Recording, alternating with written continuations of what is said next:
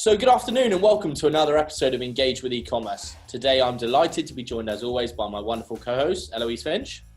Hi everybody, nice to see you. I'm Eloise, I'm CEO of Sell Beyond. We help brands grow on Amazon in English, French, German, Spanish, Italian and Dutch. This is getting more polished by the week. And Nathan Lomax here. Who are you? Yeah, Nathan Lomax here, co-founder of Quickfire Digital. We're an e-commerce focused digital transformation agency. We help clients maximize efficiency, profitability and scalability through the use of tech. And so today, Eloise, we're going to talk about omnichannel marketing and omnichannel versus multi-channel and why we need to start planning for more online sales. And I've been obviously doing plenty of research this week and you and I have been chatting and there is so much to cover. So in the next 40, 45 minutes, maybe a little bit longer, we're going to dive into omnichannel and just debunk some myths and essentially get to the real crux of why brands and retailers should really be adopting an omnichannel approach.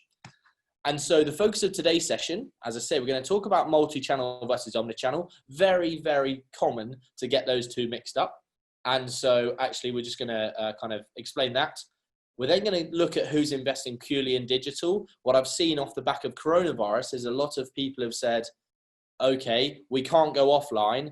Now we'll do everything online. And that's okay to an extent in a short-term strategy, but actually long-term as we lift lockdown and go back to some kind of normality, we then need to spread those eggs back into a multitude of baskets as opposed to just the online. We're going to look at focusing on the customer experience and why that's still important and will play an even more important part as we continue into 2020 and beyond. We'll look at advantages and disadvantages of omnichannel retailing. And then finally, how you, as a listener to today's show, can get some practical tips to start on your own omnichannel journey. And so hopefully that's what we're going to cover in the next 45 minutes or so. A bit of housekeeping, Eloise, since you're the queen of this. Well, I mean, for those of you, some of you I've spoken with before, Nathan and I always love to get some feedback. So when you close the Zoom, there'll be an option to go through to a feedback website where you can tell us what you thought, honestly, really. And if you would like to grab some time with Nathan to talk about your website, if you've got an e-commerce website, have an audit, have a call about a strategy. If you'd like to grab some time with me to talk about your Amazon strategy or your product pages, super happy to give you some thoughtful advice about what you might need to do. Just select that option when you close Zoom and go through to the other landing page. Perfect. So let's start with multi-channel versus omnichannel. And for me, the big differentiator between all of this is how we can differentiate between the two. Okay. And so for me, my understanding is around omnichannel, meaning customer focused, and multi-channel, meaning brand focused. I'm confused already. Walk me through this. Right. So what it is omnichannel marketing is around, in fact, I'm actually going to jump forward a slide and I'm going to show you this example because it shows it brilliantly and hopefully it'll make it a bit clearer to the audience today. So if you have a look, can you all see that? Yeah, I can see that. Okay, so imagine here, for me, a lot of retailers operate a multi-channel approach, okay? So what they do is they start with their company and they start with them. And this is something that we're so guilty of in the world of marketing. It's all about us, okay? It's what makes life easy for us. What are we comfortable with? Okay, let's do it. Let's revolve it around us and then let's bolt in the channels. That's a multi-channel approach. And that's something we've seen for years and years and years. However, times are changing and now we're seeing more of an omni-channel focus where people are going, you know what, this isn't about me at all. This is about the customer and therefore let's get them at the heart of everything and then let's put off our channels off of that. So rather than having the company at the focus or the brand at the focus of everything we do, we're now going to have the customer at the focus of everything we do. And then the kind of bolt onto that is it's all around consistency. Okay, so consistency of channel is super important. So actually, if I've seen a price over on a website and then I've gone in store and then I've gone on, looked through a catalog or I've done something else, is the price consistent? Are the terms consistent? Is the imagery consistent? Is the whole experience consistent across platforms? Or actually, are we just focusing on one channel and giving a great experience here and letting the side down elsewhere?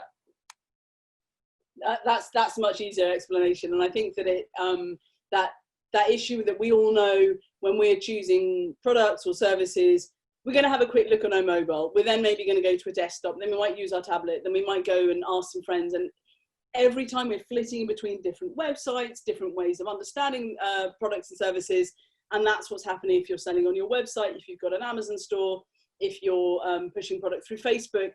It's got to feel the same. Otherwise, people just don't trust it, get confused, don't really understand what the offer is.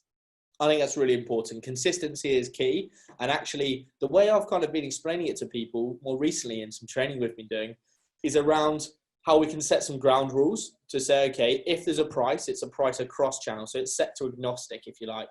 If we're going to set this rule or that rule, it's consistent. And actually, that's going to be so much better for the team as well. I don't know about you, but if I'm having to remember, oh, I have to behave like that over there, and then I have to change that over there, and we have to do something different over here, that becomes super confusing after a while. I guess it depends which things you feel need to be consistent. I know a lot of people that will price their products higher on Amazon because the referral fees are higher. That may need to happen, but definitely I would say things like the messaging, the branding, the offer, that has got to be the same. We all know that things grow organically, that websites grow at different speed, people add different products on Amazon, and then everything looks out of kilter. Every time that we go to work with a client on an Amazon engagement, we do an audit of all the different assets, and there's always some skeletons in the closet. Something hasn't been looked at for the last 2 years, and when the CEO or the ecom manager looks at it, they go, oh, I didn't realize that we had that vampire still in the coffin over there. And that's part of an omnichannel approach, right? That's got to be the same as if you've updated your website. Why is your Amazon still lingering? I think that's a really good point. And actually what I see is when I ban around the term omnichannel, people think that means every channel. Okay, and it's not. Omnichannel doesn't mean not every channel. Yeah, omnichannel is doing channels consistently. It's not doing absolutely every single channel. And so if your brand isn't suitable for Twitter, because I always hate on Twitter, I feel really bad, but if your brand isn't consistent for Twitter and your customers aren't hanging out on Twitter, then don't go on Twitter. But if you are on Twitter, then make sure that the messaging and everything is consistent to other social platforms. Likewise email, likewise web, Amazon, etc., etc.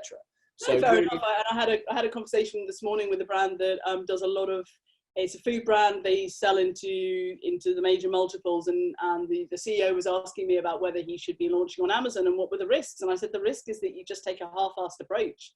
Yeah. Because if you do it, there's got to be a reason, and then you're going to budget the right amount for marketing, and you're going to budget for advertising, and you've assessed the market opportunity. The risk is that you dip your toe in, the messaging is weird, and the page looks unloved, and people are like selling your products on Amazon as well as you. Like, that's the risk.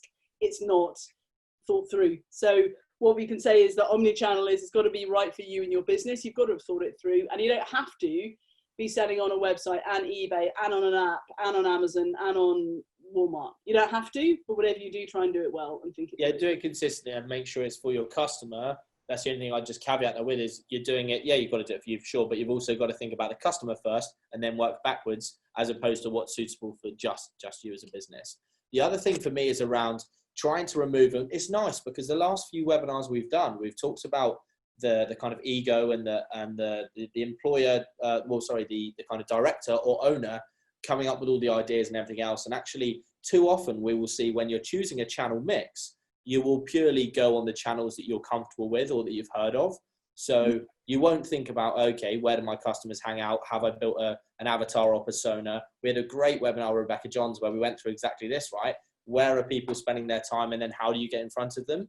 But too often people just go, oh, actually, well, I know Facebook. I've heard of that big word, Facebook. That's where we've got to be. And it's like, well, you haven't got to be there at all. Actually, your customers dictate where you spend your time, not you as a business owner. And so trying to get people to remove that emotional bias. That's interesting. I would say, I mean, you have a company where you help people grow on e-commerce websites, right? So surely everybody that has a website, it's relevant for them. And that's never an internal battle. Like Amazon is often a secondary concern after the website. Do you see that in your own business where there are internal arguments about how important the e-com website should be in relation to something else? Yeah, massively so, because at the end of the day, an e-com website can be a large investment. And I sometimes see that normally you get the e-com director within a kind of organization we're working with. You have an e-com team and then you have a marketing team, and they kind of really frustratingly never talk. It's almost like a competition, if you like.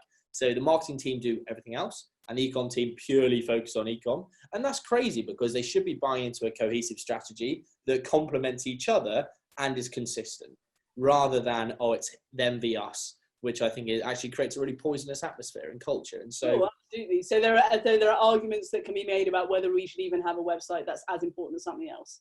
yeah, I think everything plays a part in the kind of channel breakdown, if you like, and it's just about knowing what horse is right for what course and where each thing has its relevance. And that's really important, is don't overplay something, but also don't underplay something. If something's really important for you right then make sure you invest the right time and money to get it right.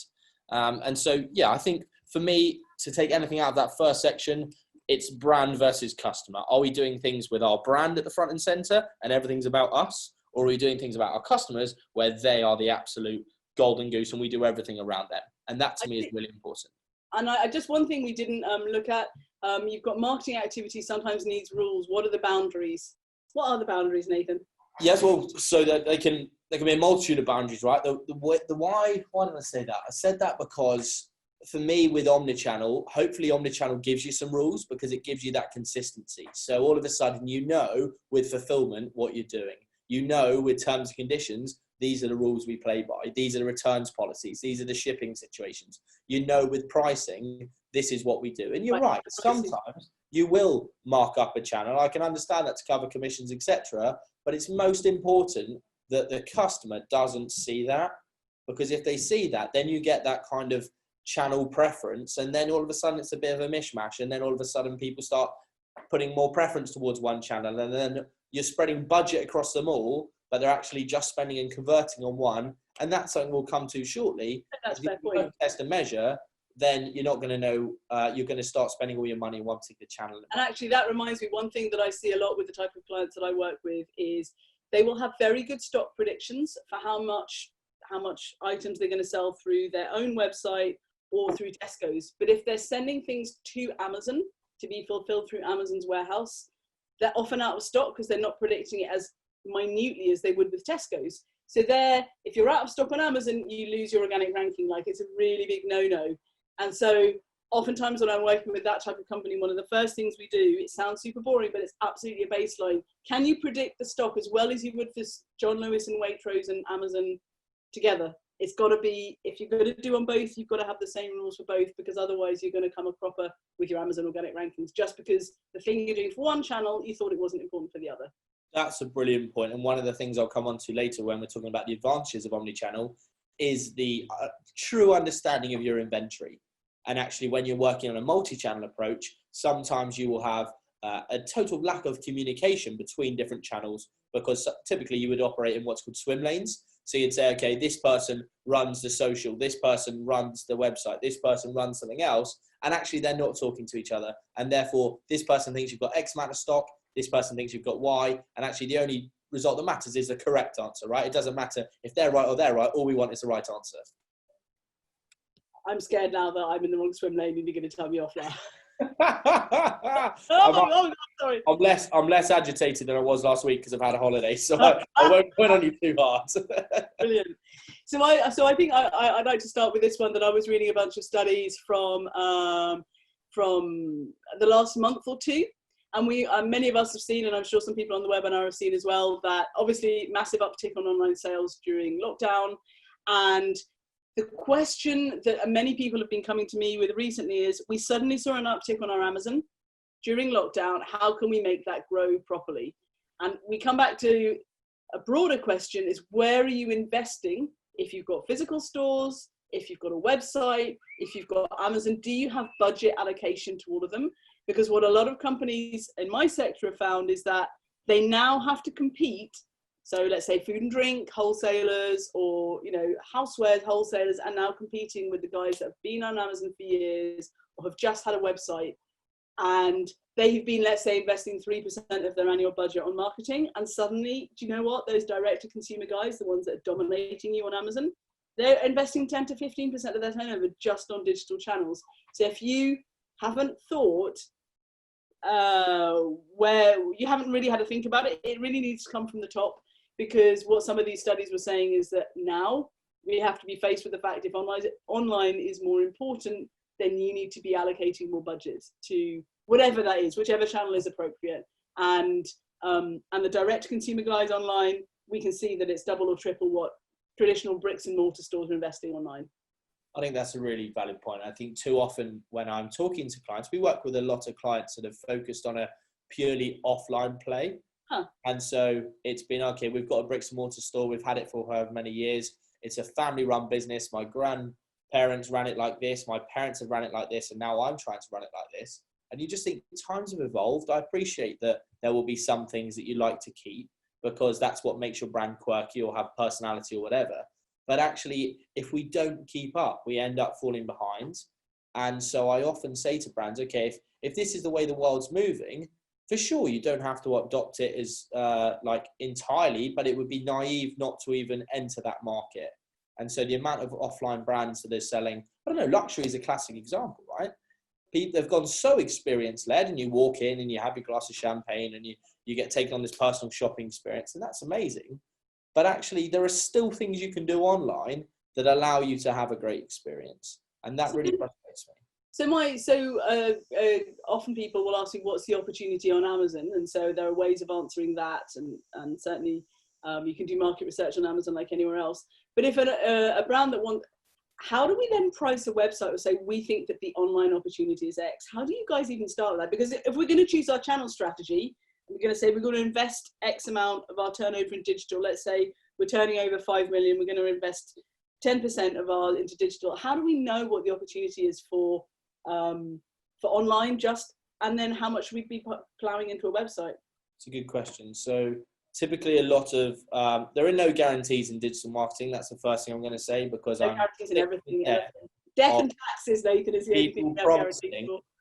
The world, oh yeah, you will get X and Y, or you will definitely get X and Y, or I will definitely get you to page 1 within 25 minutes. No, you won't. No, you won't. That's a charlatan's market. You won't do it. Okay, so the main thing is actually, in truth, we don't definitely know, but we can forecast. So we can look at Google Trends. We can look at Google Keyword Tool. We can start looking at traffic. We then can. So that means we can figure out what people are searching for. Are people doing keyword searches for handbags or lawnmowers or whatever, and start to think what the volume of searches is, the potential market?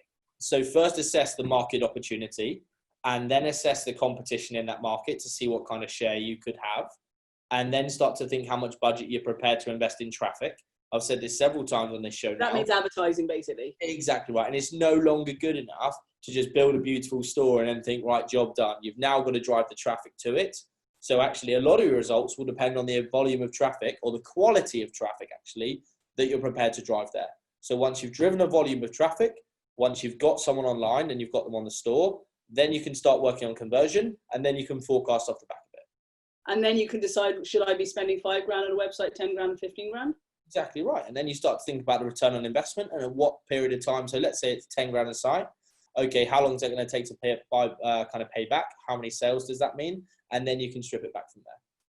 That's really great. I think the interesting thing on Amazon and whether you should be investing on Amazon as a channel is a lot of people in Britain are already on Amazon. A lot of people love Prime. People love shopping on Amazon for the convenience. We may hate it for every other reason, but the convenience still trumps it. So we can already assume that lots of people are there and probably have every likelihood of wanting your product, whatever it is. And then we have to assess, okay, what are the keywords and what are the competitor spaces? I had an interesting conversation this week with a company doing cooking oil, and they were looking at the French market, and they were putting cooking oil into Google Translate to try and figure out how many products came up when you search cooking. But actually, the translation that they put in for cooking oil, that isn't what French people search when they're looking for things to cook with. They just don't look for cooking oil. They'll look for olive oil or trans fat or whatever thing. So we have to be careful when we're doing a market research, making sure we're using the right tools and the right things to look at the opportunity. But fundamentally, Amazon, we know there'll be people on it. We just need to know the competitors. I guess for a website, we might need to do a bit more research into how many people are searching for it on Google to make sure what the competitive space is. Yeah, so it's quantitative and qualitative data, right? So actually we start to think about, that's all well and good seeing what the technology tells us, but how about we get a bit of a user group together and just ask them? I can't believe that between your own contacts and family and friends or whatever, you don't know 3 or 4 people that match your persona or lookalike audience that you could ask, what would you type in if you were looking for this? Or how would you react? That's something that's often overlooked is, oh, let's just plump on tech because technology knows everything and this is the way to do it. But actually don't forget the traditional offline method of just having conversations and doing some market research. Okay, so we need, for an omnichannel strategy, we want to choose the likelihood of return on investment. How many people are on that particular channel? We're in digital, so we're looking websites, we're looking Amazon, you could do eBay, whatever. Yeah. Okay, that's the difference. And we don't have to do all of them, we've got to do them well. And then we need to know how much we're going to invest in either of these channels with the return on investment. And I think I found a stat, I don't know if it's worth putting up then. In May 2020, over 60% of transactions were online and non-food items grew 60%. That's KPMG's retail function, and that's the stats I pulled up this week. So that's a big hit. We know that the opportunity is going to change depending on seasonality and lockdown and all of that. It suggests that there's a big opportunity to invest online. Like, those are real baseline stats. It's worth thinking about. I think so. I think that's important to caveat with the thought of, yes, it's coronavirus. So yes, it'll be interesting to see the stats over time. There is no doubt that coronavirus or no coronavirus, the need for e-commerce has increased, and the need to migrate towards digital is becoming more and more important. Invest in it, not just migrate, right? But invest hard-earned capital and resources into a channel we know that's growing. Definitely. So the next thing I wanted to talk about with you is around the focus on customer experience. And actually, we've talked about platform consistency and how we can dial up acquisition, because too often, typically users will not just use one device to complete a purchase or a conversion. Right. They will look at something initially when they're surfing online at, 7, 8 o'clock at night, flicking through on their iPad or mobile.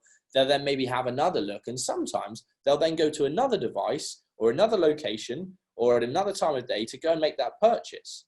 Okay, and so that's another reason for channel consistency and certainly platform consistency as well, is that if the experience isn't suitable when it comes to checkout or browsing or comparison stage, then actually there are so many opportunities for people to drop out.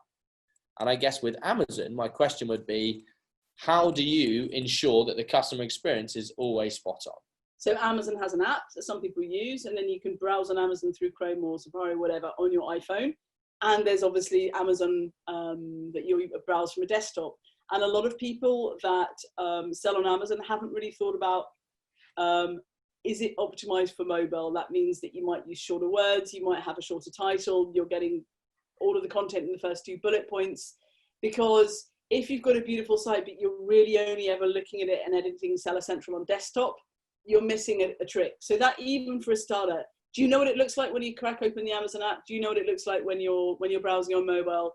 Because I think it's something like 66% of new shopping inquiries hit Amazon, right? Amazon is a search engine, and a lot of people love quick fixes on their mobile before they do anything else. I think one really interesting stat as well is this isn't all about new business. So I call it new because so many people chase the shiny gold stuff in terms of, oh, they're new, we've never worked with them before. 67% of customers, I think, what was that stat? 60% of returning customers spend more money. No, returning customers spend 67% more money than new customers. There we go. So once they love you, they love you. Yeah, that's ridiculous, right? So actually, it's not just to get new people on board. It's to say, okay, if they're coming back for a second, third, fourth, fifth time, can we make sure that their experience is sufficient so that they spend more money? Because statistically, they're due to spend more money anyway. So let's help them over those hurdles.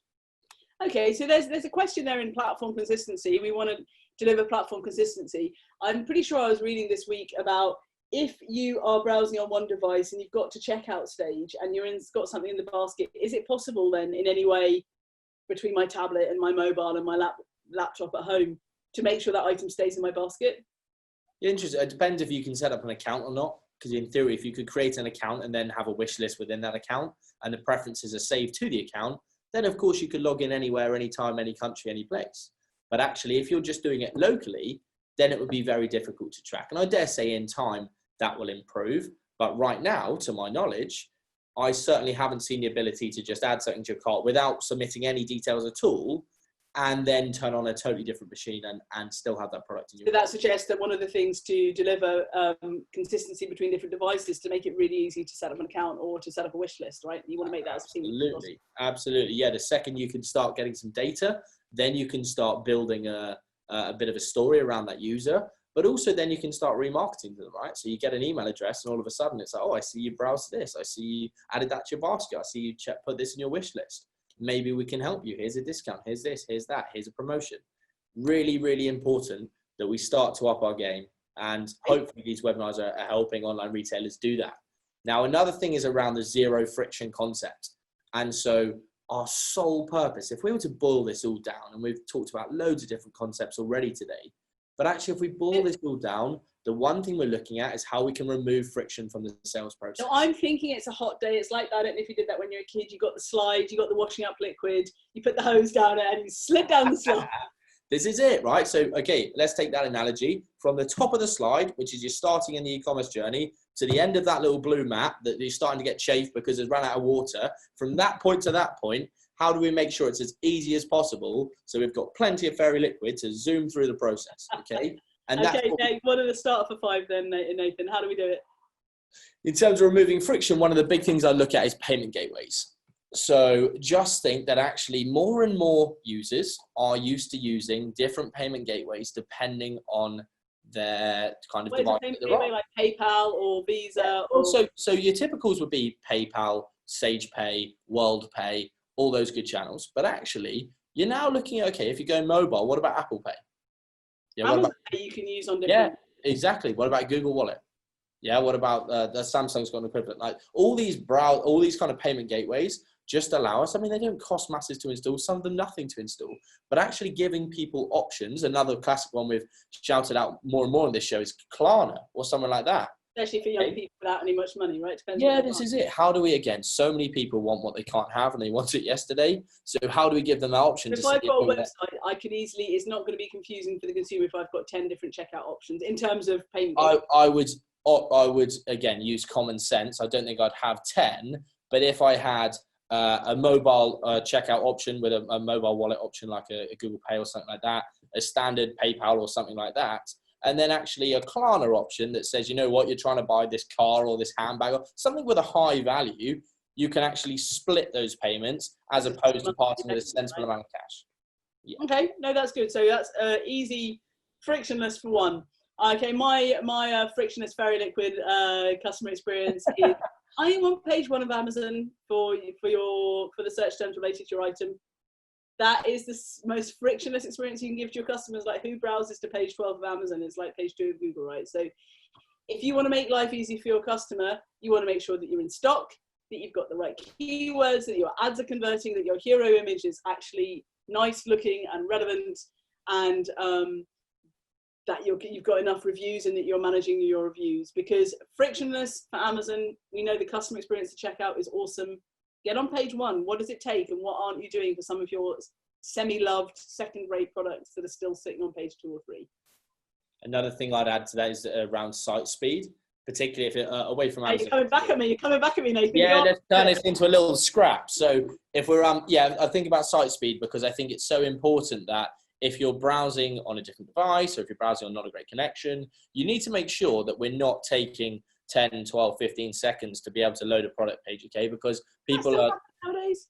Oh, unfortunately so. Like, people are time poor, yet actually, well, right now, arguably, we've got more disposable income than possibly some of us have had for a very long time.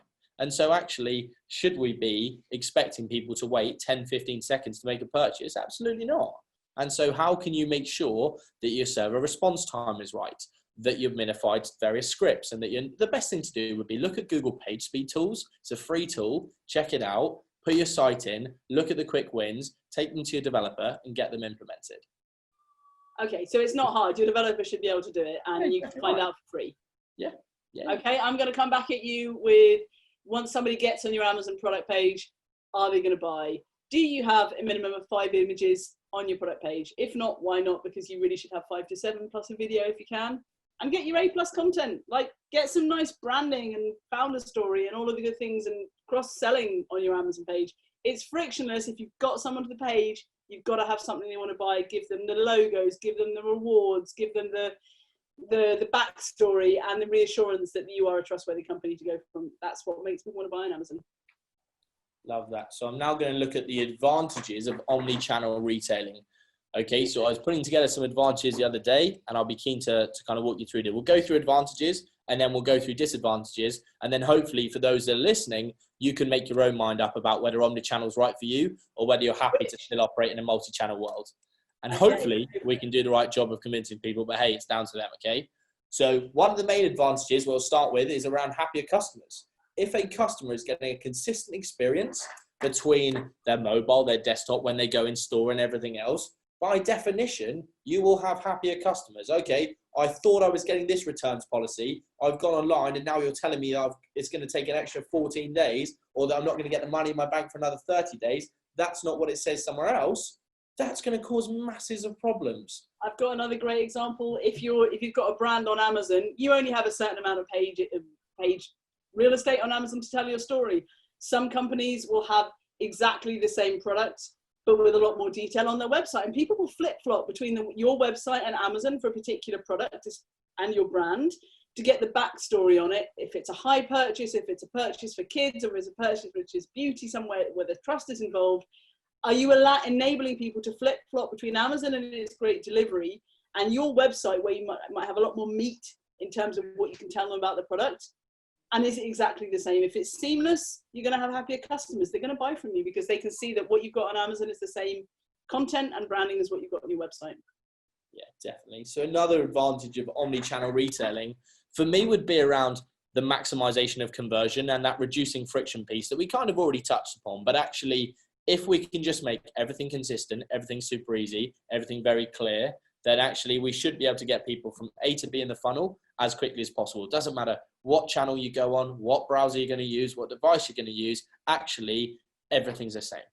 But let's face it, to do that well, you're probably going to need somebody with attention to detail and an Excel spreadsheet to look at what does it look like on mobile? What does it look like on the website? What does it look on your Amazon? What does it look on your eBay? How does it feel in the shop? Like, that's the hard bit, right? It's going to be great for your customers. There's going to be a bit of detail-oriented work on the back end. To be fair to the retailers we work with and talk to, a lot of them do it very well in terms of that channel is similar to that channel, that message is similar to that message in an online environment. But what they don't then do is extrapolate that to offline. Okay, Interesting. Tell me about that. Yeah, so I see quite often people will do an online promotion, but then it's not available offline, or they'll do an offline promotion and it's not available online, or the level of customer service. So they're happy to chit chat to customers all day offline, no problem. But online, they won't have live chat. And you just think, okay, well, if you're going to be giving that level of customer service offline, why can't we have online chat online? And various things like that. I just think, okay, if we're going to... That's a really interesting example, because I was going to say with a lot of the brands that I work with that are really good at selling into supermarkets or similar, they know what it takes to get someone, if they can get someone to pick up the object and examine it, they'll have nice product labeling, they'll have a nice feel, nice branding. But when they do that on digital, they are not giving the same level of reassurance and trust, because on the shelf, you can pick it up and look and understand really easily. If you're trying to translate that onto Amazon, you might need words, you might need a lot of lifestyle pictures, you're going to need some great images and a story behind it, because they can't hold it in their hands. So in my world, oftentimes they'll be doing something really, really very trustworthy offline, but online they don't even know where to start because it might involve words or images. Yeah, another advantage that I see of Omnichannel is we did a webinar the other week around the right people in the right seats and around your team. And actually, we then did an animation off the back of it, which if you haven't seen, I suggest going like offline. Shavers and Norwich City Colours. Yeah, with Norwich City Colours, great East Anglia, but we're not going to go to that now. But importantly, actually having consistency for your team is so important. So understanding what you're selling, how you're selling it, the process that you go through is really important. But remember that you've got different people with different motivators. So within your organization, you may have some people that actually, it doesn't seem that important to them, but I can guarantee, I can almost promise you that there will be people in that organization that are crying out for consistency across your brand. They are crying out for just someone. They're the detail-oriented, completed just someone to take the lead and to say, this is what we're doing. And it doesn't matter if they're there or there in the purchasing journey, that's what you do. And it doesn't matter what channel. And I'm absolutely sure that it would go down a storm with a team if they could just have some clear ground rules that knew what they were doing. And they don't get flustered. I see this quite a lot in the automotive space, right? When you're trying to sell a product here, but then they come into the showroom and it's slightly different. And that's a common problem that we see. And so having some kind of consistency, I think, is invaluable. Got it. So consistency for staff. Omnichannel retailing, greater access to products. That's something I see a lot, where if you're selling into bricks and mortar stores, shelf space is limited. You're maybe going to have a range 3, 4, 5. On Amazon, you can offer 20 different color variants, like 7 different sizes, because you've just got to pay for the warehousing space, but you're not paying for shelf space in the same way as you would be in a supermarket. And that's definitely great for your customer. They can enjoy more variations of your brand for much less cost on your side than if you were trying to get that all stacked into Tesco.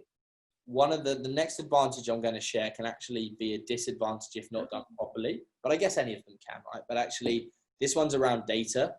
The more data you can collect along the kind of different channels, the more personalized you can make the experience, the more you can feel like that I as a brand am talking solely to you as a customer.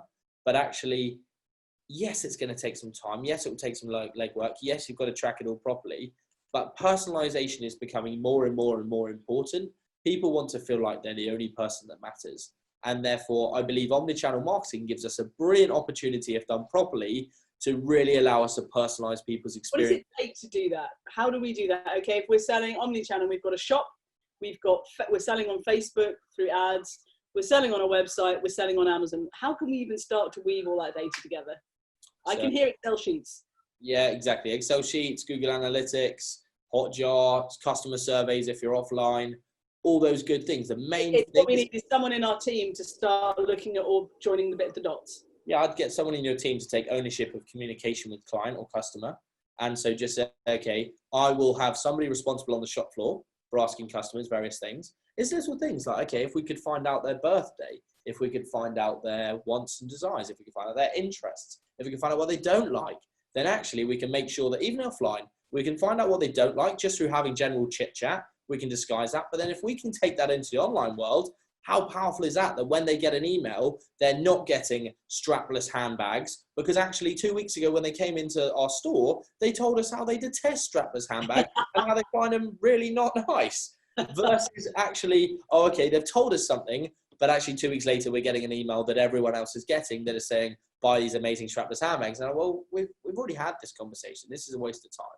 It's like, I think, I have bought products previously from Bloom and Wild, which is an online flower delivery service. Yeah. And they're about this time of year, they send me an email. Is it going to be a big issue for me if they send me Mother's Day or Father's Day promotions? They're like, if you're not into that for whatever reason, you can opt out. You love our stuff. You can opt out of our Mother's Day or Father's Day promotions if there's a sensitivity around that.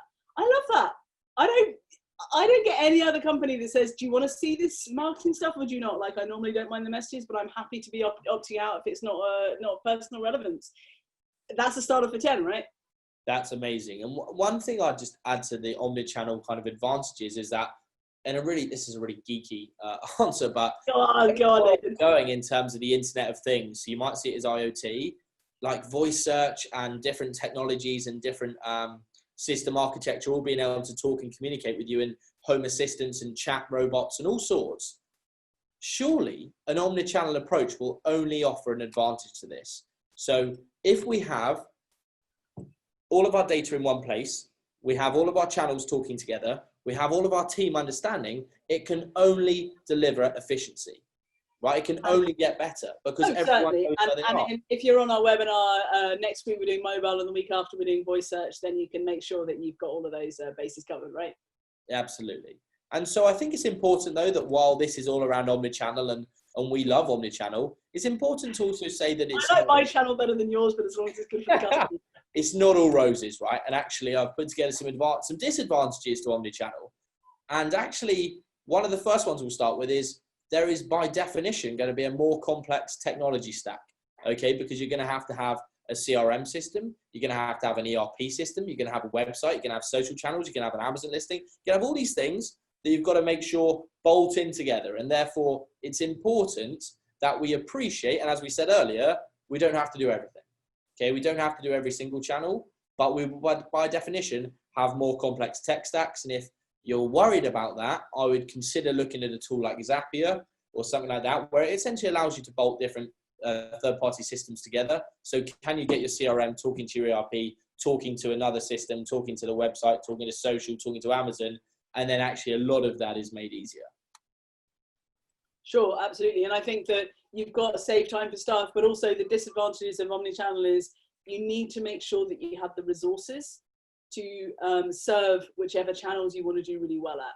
So, you know, one of the things I talk about a lot is a lot of people are running Amazon channels, but don't have staff that have either got the skills or the strategic vision to really do a great job. So Amazon kind of languishes because you haven't put resource. You can outsource it, you can train internally, you can hire.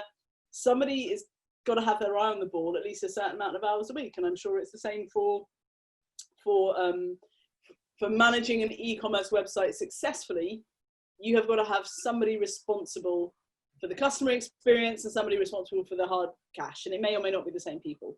Definitely, and I talked there as well. Interestingly, I kept time in a disadvantage as well, because it's a long term, I think time would be saved, but short term, there's going to be an onboarding process that means to get you from multi-channel to omni-channel, there's definitely going to be a time restraint there. And therefore it's important not to just processes and systems you've got to figure out how to look at every month in a way that makes sense for your business. Exactly right. And again, I kept the staff piece in there as well, because actually you can get great consistency for staff if you get omni-channel right. If you don't deliver the message consistently or coherently, if you have multiple people delivering the omni-channel message, then actually that can be a real headache and you could make the problem far worse. Oh yeah, absolutely. And see that all the time, and I'm sure you do as well. Yeah. The one thing I'd say is around the communication when you're going omni-channel, because typically, as I said earlier, you get silos within businesses. So you get the e-com team, the marketing team, or within a retailer, you might have the fulfillment team, and you might have the acquisition team, you might have the customer service team. And actually with an omni-channel approach, communication is paramount, right? We have to be talking to each other openly and honestly. And that's something that I see actually could be a disadvantage of omni-channel if you've got a fulfillment center not on site, if you've got a customer service team that's outsourced, if you've got various other moving parts, trying to get them all to communicate and deliver a coherent strategy may be difficult. I've got a great example of that actually. I have a client that's on Amazon and eBay on their own website, and they have a third-party logistics to fulfill their eBay, but not their Amazon. And we figured out that we've just taken them on board. They haven't told there has been no communication between the third-party logistics and eBay. So all of the eBay says minimum fulfillment time is 48 hours, which is really bad for the eBay algorithm. They want it to be 24. And it's just because the outsourced third-party logistics, who are awesome, aren't running the eBay account. They're just sending it out. And nobody had joined up the dots to say, why aren't we saying we can ship in 24 hours? The warehouse certainly can, but no one back at the head office had kind of joined the dots together. And that means that you're losing sales on eBay because people think they're not going to get it delivered them for a number of days at a time. And that's absolutely, like, a simple thing like that makes a massive difference to whether you can sell more. Oh, massively so. And actually fulfillment is a big problem with omnichannel, I can see, in terms of communication piece. But actually I always call it the domino effect. So one person in that chain of command or series of omnichannel marketing doesn't get something right or doesn't relay the right information. And it will just, a bit like Chinese whispers, I guess. You've got this coherent approach now. It starts fine. The third person in the chain messes it up. And by the time you get to the 9th or 10th person, the thing Give me a disaster scenario. Have you got an idea in mind of a terrible thing that's happened if people didn't get the lining up the dots right? I guess you just get the wrong product to the right person, and potentially that could be a disaster, right? Depending on the products that you sell, that could be horrendous. If you think about, okay, I've shipped someone a £50,000 product and have spent £5 for it, or they've told me specifically in my omnichannel research that they don't like this type of product, and actually we've got some misalignment here, and I've just sent them that exact product times like 12. I can imagine that causing huge problems. And I think the final thing on the kind of disadvantages is all around, what's that saying they say about failure to prepare, prepared to fail or something? And essentially... I only had one for the swear word, so... Yeah, that's what I was thinking. I was like, I'm going to have to pivot away from that Prior one. planning and preparation prevents poor performance. Something poor performance, yeah. So essentially, it's really important that if you're going to go down the omnichannel route, you must plan and you must have a strategy that holds it all together. And too often I hear people go, oh, omnichannel sounds great. It saves me time. It saves me money long term. This is brilliant. They then go down it, but without really a roadmap. And then all of a sudden they get into it and they go, whoa, I didn't foresee this. I didn't foresee that. I haven't thought about that. I haven't planned that. So if you I would definitely say that one of the things I see is, I mean, there are lots of different people that can help you if you want to outsource some of this. Sometimes people will want to outsource to various really good executors, maybe freelancers or agencies that will just execute what you tell them. You want someone to challenge you back on what you're asking to do. Like, you, rather than, I've got $3,000 to develop a website, develop me a website, you want Nathan Lomax to say, actually, you don't need this. What you need is Y, and this is the data to show you. And that's when you're going to get a much better deal, because you're thinking strategically. Agreed, definitely. And so moving away from the disadvantages, because I want people to consider omnichannel, I think it's right, is to start thinking about how you can get started. So actually, if you like what you've heard today, or you like what you've read around omnichannel marketing, and you believe that's right for your business or your kind of e-commerce setup, then here's a few things to get you started, because I've been on plenty of webinars during lockdown, and a lot of it is brilliant insight, but not enough actionable insight that you can just take and run with and get started. So here's our starter for 10. So if you think about it, it all starts with setting objectives, okay? How can you make sure that you have a clear roadmap and you know what success looks like? And we've said this on various shows before. If you don't know what success looks like, then how can you measure the effectiveness of what you're doing and the change that you're making? Definitely. And I love the fact that set objectives come before understand your customer. I would arguably say you've got to understand your customer and then set the objectives, but we can, nitpick about that. Oh, I mean, yeah, it's not in logical order. It's just a brain dump of all the great things I had to get started. All the great things in my head, yeah. Yeah, absolutely. No, set objectives. But again, we've got there understanding your customer. And this, it's annoying because we talk about this so much, and it should be common sense to people. But so often we go back to that multi-channel versus omni-channel situation. They don't understand the customer, and they don't put them at the center of everything they do. They put their own brand because it's easy, it's lazy. It's just a more... Oh, you're so harsh. You're getting harsh. It's hard. It's hard to get ahead of your customer and realise they're searching on 17 different platforms at once. No, it is hard, but there's no excuses anymore with the data that we've got. Ah! Yep. I need some more Zen time. I need to get back on the golf course. Get back to the golf course, yeah, absolutely. So the next thing I'll talk about is setting the scene with your team and making sure that you've got all your team on board, because too often this will come top down. And so as business owners, you'll go, oh, we're going to go down an omnichannel approach and this is what we're going to do. And we're doing it because of X, Y, and Z. But the reasons you're thinking about are typically to do with better margins and a better life for the directors. And actually, how does that impact your team? Does that mean that the team now needs to make adjustments to their work-life schedule?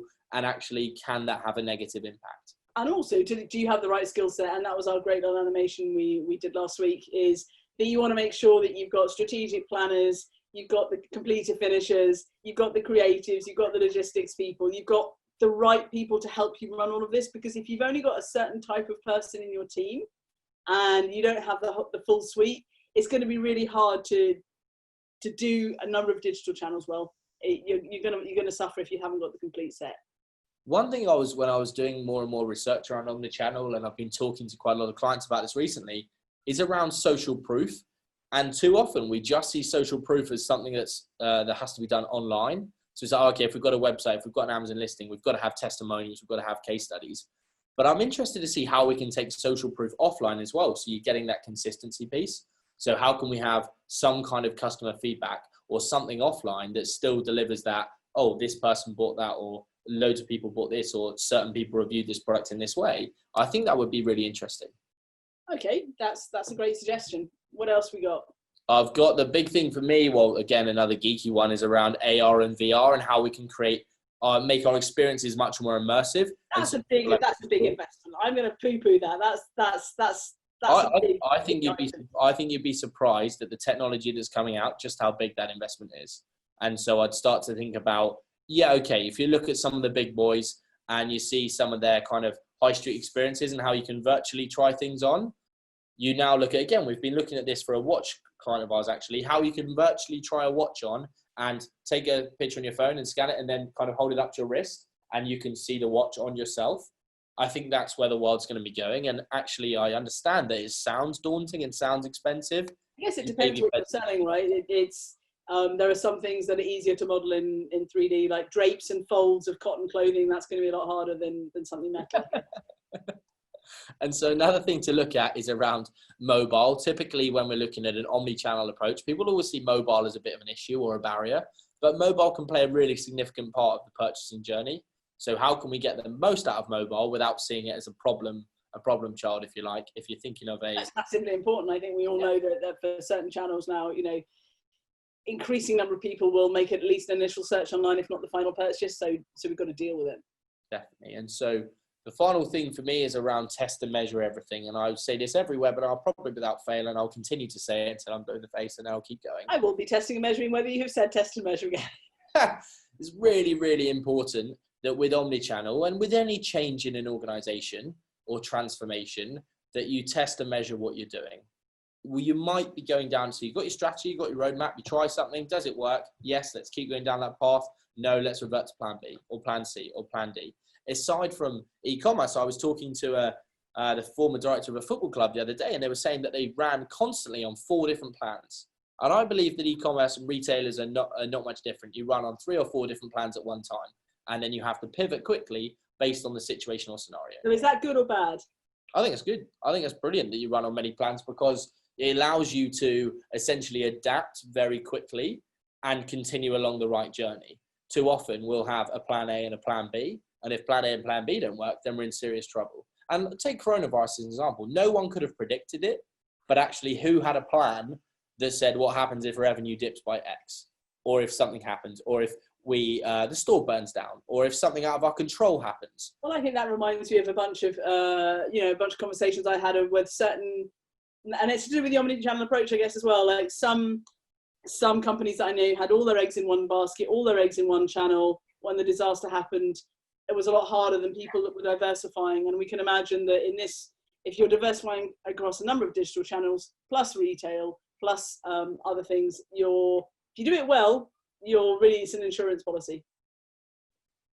And so that kind of wraps up our omnichannel versus multi-channel kind of discussion today. And I've really enjoyed that, and I hope everyone listening has got a lot out of it. In terms of some upcoming webinars, it was interesting because we started these in kind of April time. We thought we'll do some in April, and then May came. We thought, okay, we're getting some lovely feedback, we'll do it in May. And then all of a sudden we get more feedback and we do it in June. And now even more feedback means that July is coming, and we're looking to raise the game and raise the bar. And we've got a really exciting guest speaker lined up for the end of July, which we'll be sharing shortly. But actually the next 2 webinars are going to be fascinating. There's one around mobile commerce or m-commerce and how shopping is going mobile, and are you on board? And then we've also got voice search and its relationship with e-commerce. Voice search, Alexa, Home Assistants, all that good stuff. It's becoming more and more important. And so I'm really keen to kind of share with the audience the importance of voice search and how they can make the most of it. How we can dominate it, absolutely. So if for those of you on the webinar right now, if you want to, if you've got any questions, do just plonk them in the chat. If you've any thoughts for us, or anything that we didn't quite cover at this warp speed run through why omnichannel is now more important than ever. And if you're on one digital platform where you're really thinking how your customer experience will be the same across the others. That's it. And if you're listening to this online and haven't managed to make it live today, I hope you've enjoyed today's show.